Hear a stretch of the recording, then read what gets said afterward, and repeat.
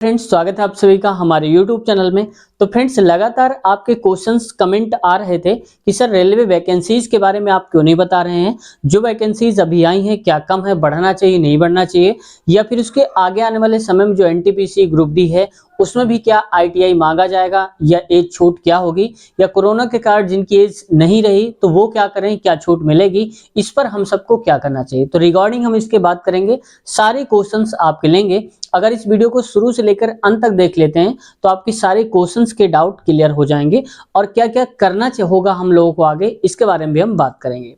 तो फ्रेंड्स, मेरा नाम है कपूर यादव और अगर चैनल पे अब तक नए हैं तो आपसे रिक्वेस्ट है चैनल को सब्सक्राइब कर लें और हमारे चैनल से बेल आइकन दबा करके जुड़ जाएं।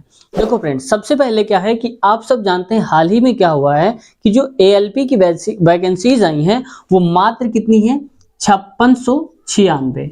मतलब इतनी कम वैकेंसीज हैं, आप मान सकते हैं। और जबकि एम्प्लॉइज जो हैं बहुत ज्यादा हैं। कैसे? अब देखो यहां पर एम्प्लॉइज की बात करें तो तकरीबन 13 लाख एम्प्लॉइज रेलवे को चाहिए होता है। अब के हिसाब से तो 15 लाख चाहिए, ठीक है, मान लेते हैं 13 लाख। अब 13 लाख के हिसाब से ये देखो कि हर साल रिटायर होने वाले जो हैं वो कितने होते हैं, 50,000। यानी कि 50,000 जो कर्मचारी हैं वो हर साल क्या हो जाते हैं, रिटायर हो जाते हैं। इसके बाद देखो अगर हम पिछली बात करें तो 2018 में जो वैकेंसीज थी उनकी संख्या थी लगभग 62,000, 64,000 थी शायद, अब 62,000 में कर देता हूँ। अब 62,000 जो वैकेंसीज थी इतनी थी किसकी, एएलपी और टेक्नीशियन की। अब देखो यही घट करके कितनी हो गई है, 5,696। अब देखो 2018 और ये चल रहा है 2024 लगभग। अब अगर इसको लास्ट ईयर मान ले तो भी लगभग 5 साल पूरे हो चुके हैं। 5 साल में अगर हर साल 50,000 वैकेंसीज वैकेंट होंगी तो कितना हो जाएगा, लगभग 2.5 लाख हो जाएगा। ये मान लो आप कि 2.5 लाख जो वैकेंसीज हैं वो खाली होंगी।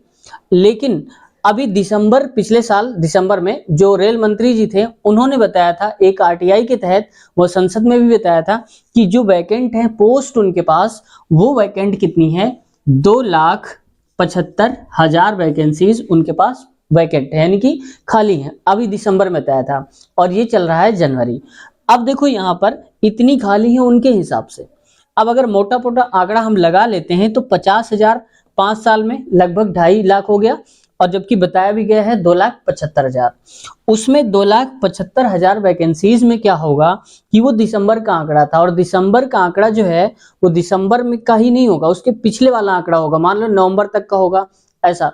तो आने वाले समय में यानी कि दिसंबर जनवरी या आगे के 2-4 महीने जब तक ये प्रोसेस नहीं हो रहा है वैकेंसी का, तब तक क्या होगा कि और खाली होकर मान लो कि लगभग 3 लाख जो पोस्ट है वो खाली हो जाएंगी।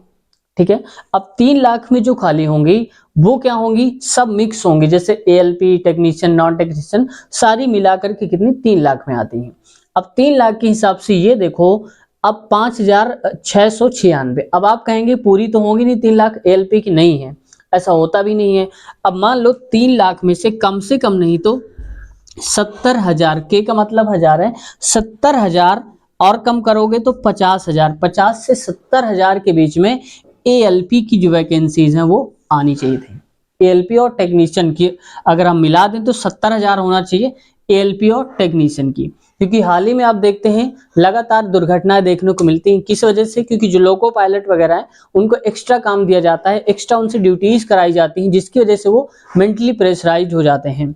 तो ऐसा होता है, तो वैकेंट तो बहुत ज्यादा है।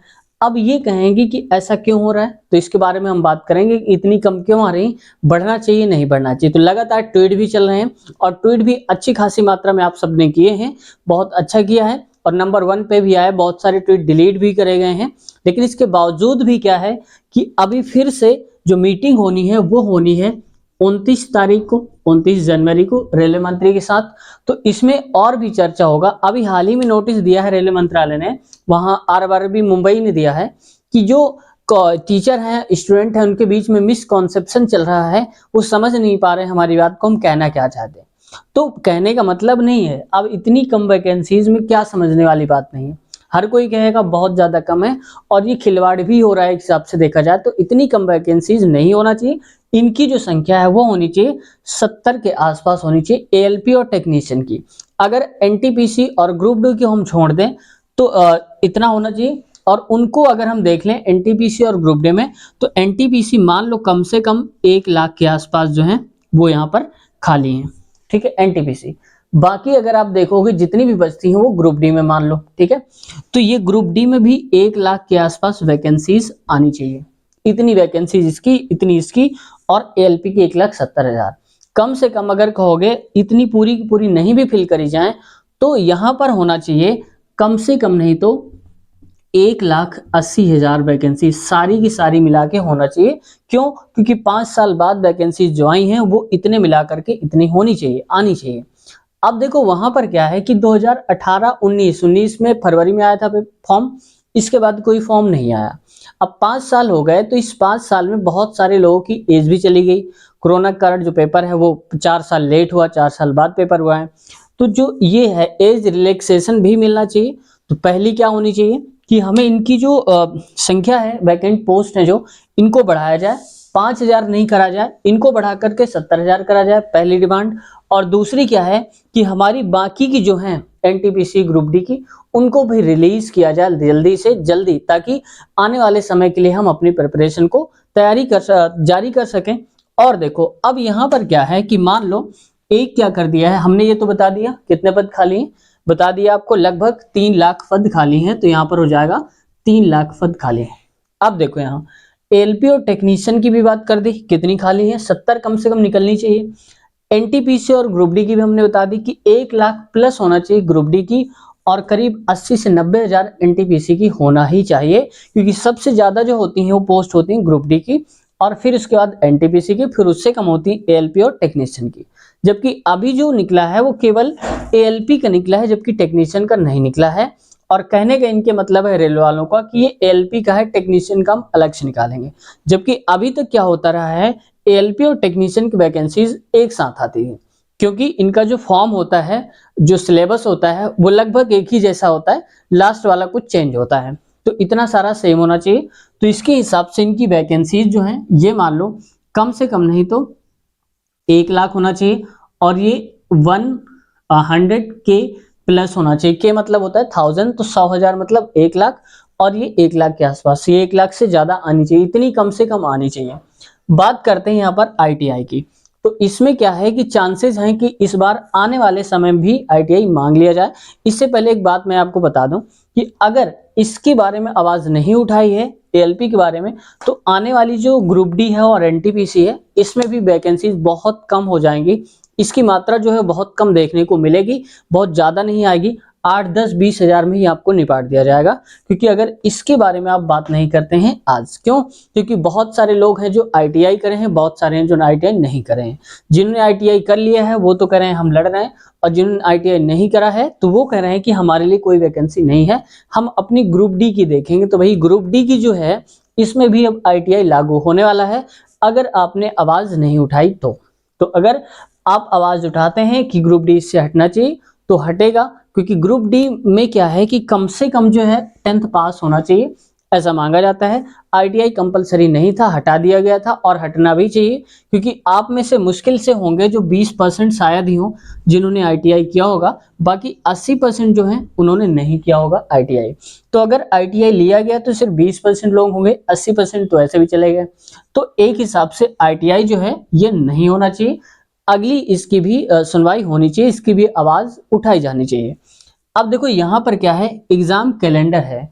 क्योंकि क्या होता है कि वैकेंसी जो आती है 4 साल बाद पेपर हो रहा है, तो ऐसा नहीं होना चाहिए, क्योंकि इसमें एज रिलैक्सेशन के बारे में भी बात करना चाहिए। ऐसा बिल्कुल भी नहीं होना चाहिए कि यहाँ पर एग्जाम कैलेंडर आ गया तो उसने कह दिया कि हम बाद में शेड्यूल करेंगे पेपर को, ऐसा भी नहीं होना चाहिए। एग्जाम कैलेंडर का मतलब इस महीने में फॉर्म आएगा, एग्जाम इस महीने में होगा, रिजल्ट ज्वाइनिंग की भी डेट मतलब मंथली आ जाए, कितने महीने के अंदर अंदर हम ये करवा लेंगे, ऐसा होना चाहिए। तो ये बात बहुत जरूरी है आप सबके लिए। अगर इसके अलावा अगर आप कुछ कहना चाहते हैं तो हमने बता दिया, आपकी जो जो समस्याएं थी यहाँ पर हमने ले लिया। वैकेंसी जो है बढ़नी चाहिए, ग्रुप डी एनटीपीसी ये भी आना चाहिए, इससे आईटीआई हटना चाहिए, ये फिक्स है, आप अभी समझ लो। इसके लिए आपको एकजुट होना पड़ेगा। ये मत सोचिए कि आईटीआई वाले लड़े, हम क्यों लड़ें। तो आईटीआई और ये सब अलग अलग नहीं होना है, एक ही होना है। आगे देखो यहाँ पर आईटीआई नहीं होना चाहिए, हमने बता दिया। और एग्जाम कैलेंडर भी जारी होना चाहिए, ये हमने अभी से बता दिया। तो अगर आपकी कोई समस्या है या आप कुछ और कहना चाहते हैं या किसी भी टाइप का क्वेश्चन है जो हमने यहाँ पर नहीं लिया, तो आप कमेंट सेक्शन में कर सकते हैं, उस पर भी अलग एक वीडियो बना देंगे, या हो सकेगा तो उसका जवाब हम आपके कमेंट में ही दे देंगे। तो फ्रेंड्स, इसकी लगातार जो क्लासेस हैं वो भी हम चला रहे हैं मैथ्स की, और उसके अब शुरू करने वाले हैं जो प्रीवियस पेपर थे रेलवेज के, वो भी हम शुरू करने वाले हैं। तो अगर आपने चैनल को सब्सक्राइब नहीं किया है तो चैनल को सब्सक्राइब कर लें और बेल आइकन दबाकर हमारे चैनल से जुड़ जाएं। तो अगर कोई क्वेरी है तो कमेंट करें, आपका रिप्लाई देने की पूरी कोशिश करेंगे।